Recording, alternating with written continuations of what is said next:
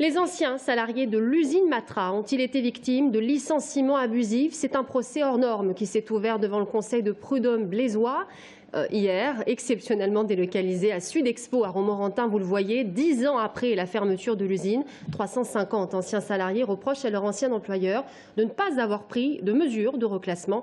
Le jugement sera rendu le 14 janvier.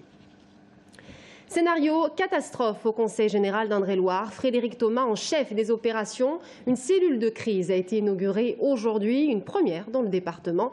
L'objectif, être en mesure de faire face à des situations critiques. Brian Bock.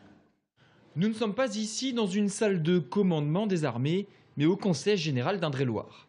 Cette salle de crise permet, comme son nom l'indique, de gérer des situations exceptionnelles qui relèvent du Conseil général.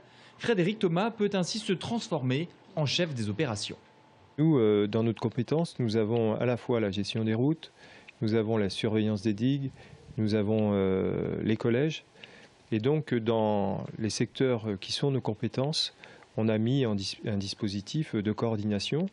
Michel Madinier est le monsieur sécurité du Conseil général. C'est en quelque sorte le colonel de cette cellule de crise qui regroupe tous les grands responsables du département.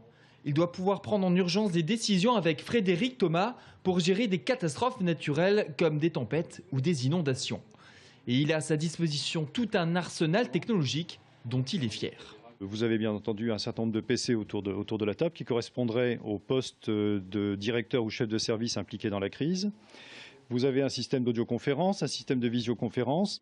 Et en plus de tout ce matériel, cette salle de crise est équipée d'un écran relié à des caméras puissantes situées à